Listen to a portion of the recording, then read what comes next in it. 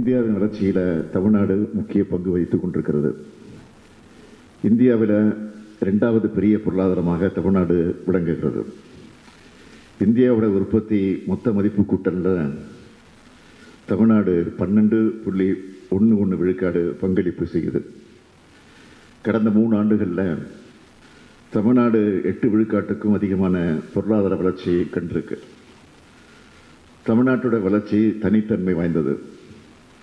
இந்த வளர்ச்சியை மேலும் மேம்படுத்துகிற வகையில் 2030ஆம் ஆண்டுக்குள்ள தமிழ்நாட்டை 1 டிரில்லியன் பொருளாதார மாநிலமாக உயர்த்திட ஒரு உயரிய இலக்கு நிர்ணயித்து அந்த பாதையில் பயணிச்சுக்கிட்டு வரோம்.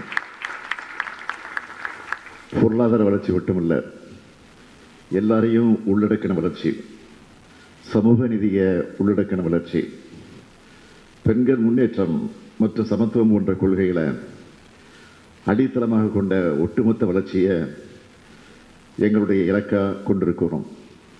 இதனால தான் தமிழ்நாடு மற்ற மாநிலங்களுக்கெல்லாம் மற்ற மாநிலங்களிலிருந்து யூனிக்காக இருக்குது. நம்ம தமிழ்நாடு நகர்ப்புற மக்கள் தொகையை அதிகம் கொண்ட மிகவும் நகரமயமாக்கப்பட்டிருக்கக்கூடிய மாநிலம் மட்டுமல்ல, மிகவும் தொழில்மயமாக்கப்பட்ட மாநிலம். இந்தியாவிலே அதிக எண்ணிக்கையிலான தொழிற்சாலைகள் தமிழ்நாட்டில் தான் இருக்குது.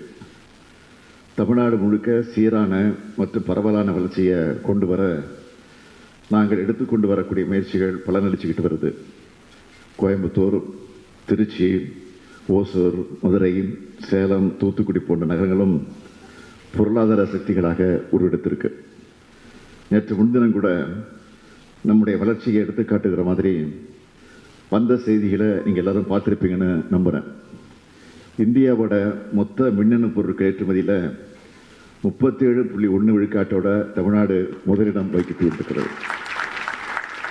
அதுவும் கடந்த 11 மாதங்களில் $12.6 பில்லியன் மதிப்புள்ள மின்னணு பொருட்களை ஏற்றுமதி செஞ்சு புதிய உச்சத்தை தொட்டிருக்கிறோம். உலக முன்னணி நிறுவனங்களான ஃபாக்ஸ்கான், வின்ஃபாக்ஸ், செம்கார், கார்னிங் தங்கள் உற்பத்தி திட்டங்களை தமிழ்நாட்டில் தொடங்க முன்வந்திருக்கிறத இதற்கு ஒரு சான்று. அது மட்டுமல்ல, சஸ்டைனபிலிட்டிக்கான நடவடிக்கைகளை மேற்கொள்றதில் தமிழ்நாடு மற்ற மாநிலங்களுக்கு எக்ஸாம்பிளாக இருந்துகிட்டு இருக்கு. சென்னையை சுற்றி இருக்கக்கூடிய தொழிற்சாலைகளுக்கு TTRO முறையில் தண்ணீர் வழங்கப்படுது.